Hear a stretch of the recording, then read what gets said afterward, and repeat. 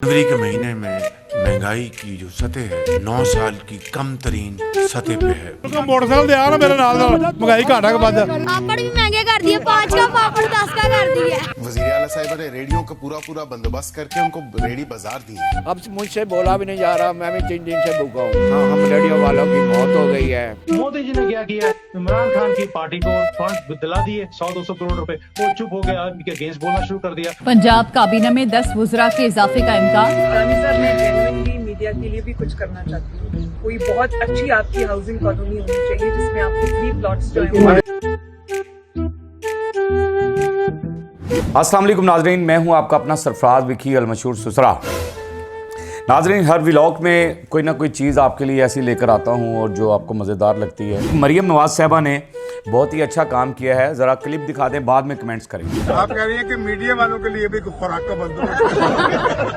शामी साहब, मैं genuinely media के लिए भी कुछ करना चाहती हूँ। अज़मा को पता है, मैं ये अक्सर इसको कहती रहती हूँ कि आप लोगों की जो एक कोई बहुत अच्छी आपकी हाउसिंग कॉलोनी होनी चाहिए जिसमें आपको फ्री प्लॉट्स जो है। वेरी गुड जी, मरियम नवाज साहिबा।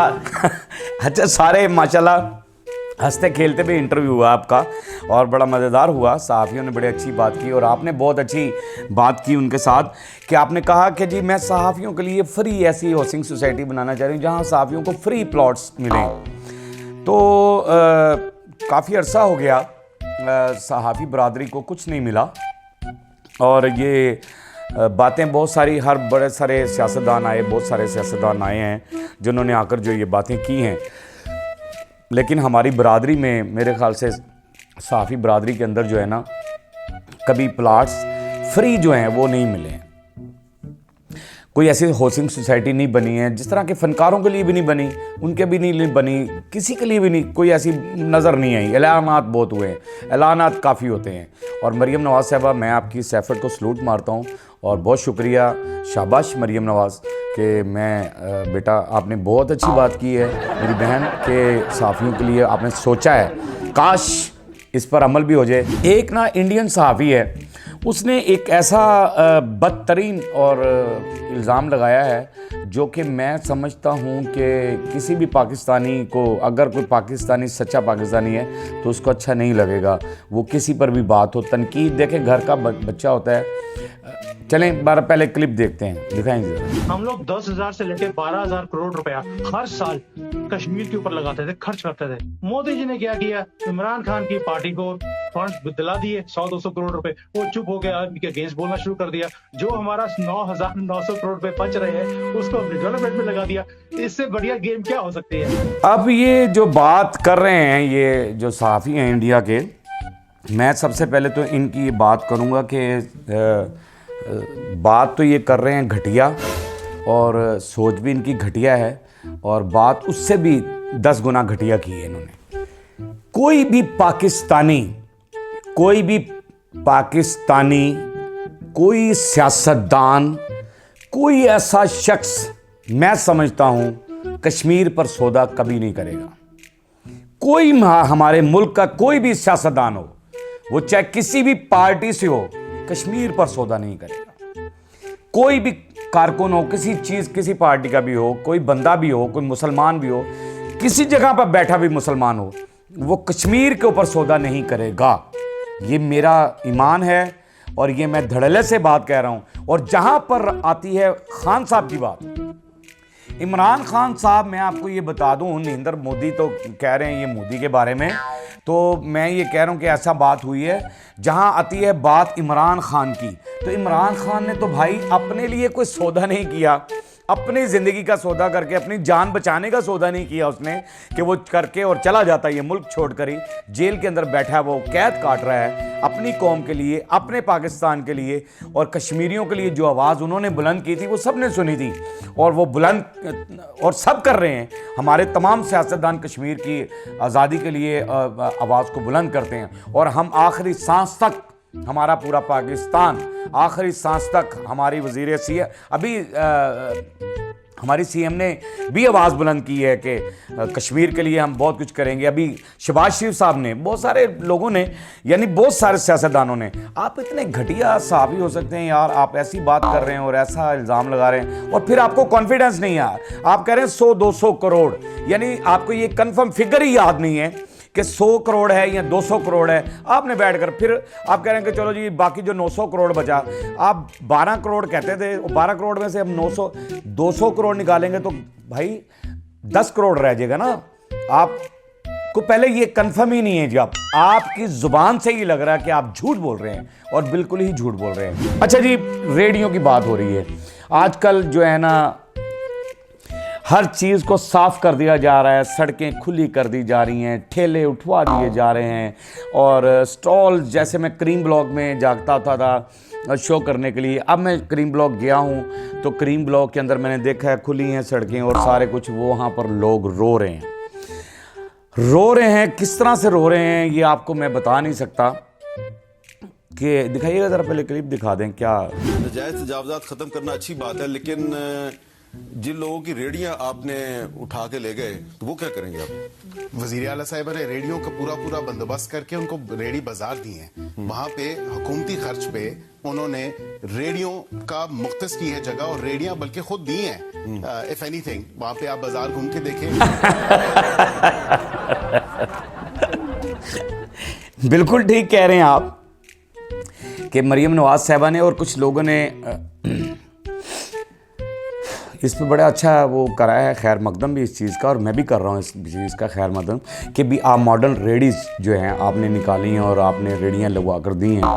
मुझे सिर्फ, मैंने ना एक शो ये रोड पे भी शो किया था तो मेरे क्लिप्स, यानी मेरे शो के अंदर वो क्लिप है, शायद अगर वो मेरा एडिटर लगा सकता होगा निकाल कर तो लगा लेगा, कि एक बंदा ना रेडी से उठकर वो फुटपाथ के ऊपर बैठा हुआ था, जराबें हाथ के अंदर थी, उसका स्टॉल उठवा दिया गया था। अब मुझसे बोला भी नहीं जा रहा, मैं भी 3 दिन से भूखा हूँ।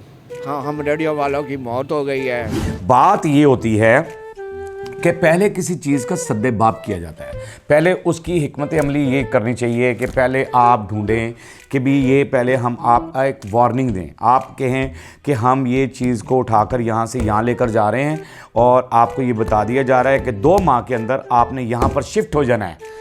तो 2 माह में वो बंदा अपना वहाँ पर वो शिफ्ट हो जाए, जब वहाँ पर वो रोज़गार कमाने लग जाए, 2 माह सेटल उसके अंदर उसने सेटल होना है, उसके बाद कोई आप कदम उठाएं।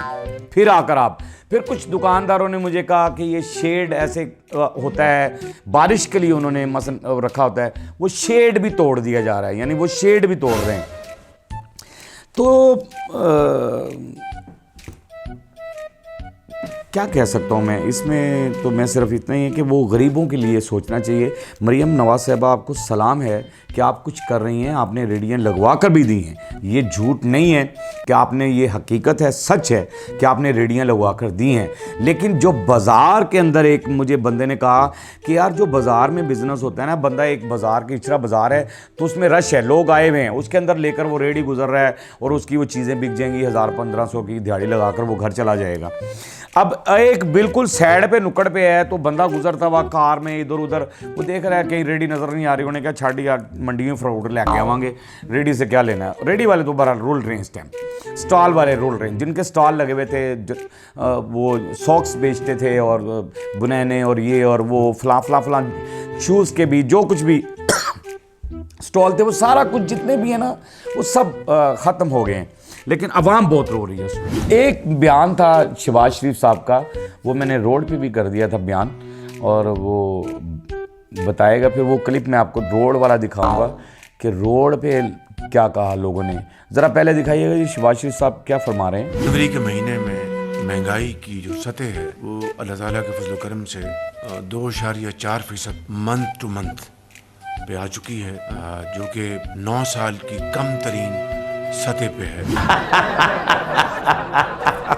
अच्छा, इस पे मुझे हंसी इसलिए आई है कि ये प्रोग्राम मैंने ना रोड पे किया कि शहबाज शरीफ साहब का कहना ये है कि 9 साल के अंदर कम तरीन सतह पर महंगाई आ गई, यानी कम तरीन सतह पर महंगाई आ गई 9 सालों के अंदर। 9 साल पहले मियां साहब का दौर था तो बहुत अच्छा दौर था। मुझे लोगों ने कहा कि नवाज शरीफ साहब का दौर बहुत अच्छा दौर था। 9 साल पहले हमने चीनी इतने की ली, 50 रुपये किलो ली या 60 रुपये किलो ली, तो अब चीनी का रेट ये है।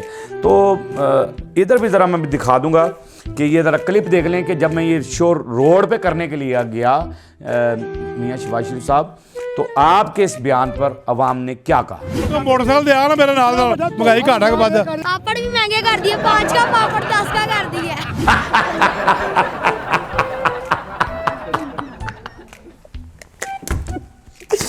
यार उस मासूम बच्चे की, मैं जब शो कर रहा था ये, तो मैं उस मासूम बच्चे ने उसके अंदर से निकल के ना बंदों में से तो मुझे आकर कहा अंकल पापड़ भी महंगे कर दिए। यानी देखो बच्चे की अपनी सोच थी बेचारे की, वो 10 रुपए का यहाँ पैकेट लेता होगा पापड़ का, वो 20 का हो गया या 15 का हो गया। उस बच्चे ने अपनी प्रॉब्लम अपने हिसाब से बताई कि पापड़ भी महंगे हो गए। तो मियाँ साहब ये महंगाई जो हो रही है, ये जो मामला ठहरे, ये कोई ऐसा मामला नहीं हुआ। कुछ लोग कहते हैं गैस के बिल बहुत ज़्यादा आ रहे हैं, फलां ऐसी चीज़ें हैं।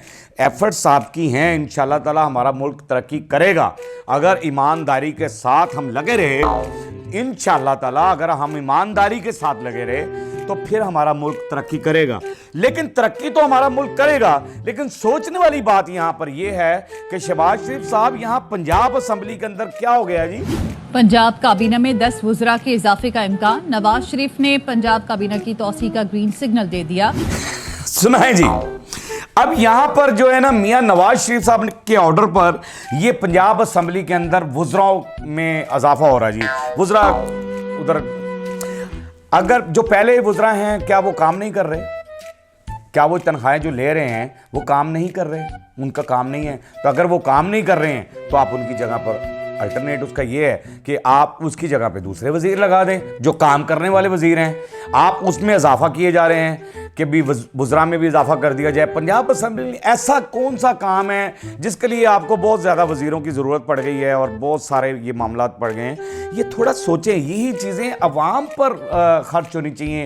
एक तरफ आपने 200% तनख्वाहें बढ़ा ली, ऊपर उसके बाद अब वजीर बढ़ा रहे हैं। किस तरह से मसलन यहाँ अवाम को आप कफायत शारी का वो देते हैं दर्स कि आप कफायत शारी करें, आप जहाँ पर ये करते हैं वहाँ पर ये कर लें, आप कफायत शारी से मुल्क को चलने दें, कफायत शारी आप करेंगे तो मुल्क यूँ हो जाएगा और फलां हो जाएगा, ये हो जाएगा। आपकी कफायत शारियाँ तो कहीं नज़र नहीं आ रही। अगर ये पंजाब असेंबली में मेरे ख्याल से 10 वुज़रा कह रही हैं कि कितने कह रही हैं, बहरहाल जितने भी वुज़रा शामिल किए जा रहे हैं और उनका इजाफा कर दिया गया उनके अंदर, तो तनख्वाहों में भी इजाफे कर दिए गए। पहले तनख्वाहों में इजाफे हुए, अब वुज़रा में इजाफे हो रहे हैं। तो फिर किस तरह चलेगा सिस्टम, ये तो मुझे समझ से बाहर है। अल्लाह पाक रहमत करे। अब मैं आपको एक चीज़ दिखाना चाहता हूँ, ये आप बाद में कमेंट्स करूँगा और फिर आप ये भी बताऊँगा कि मैं आपको दिखा क्यों रहा हूँ ये क्लिप। ज़रा क्लिप दिखाइएगा।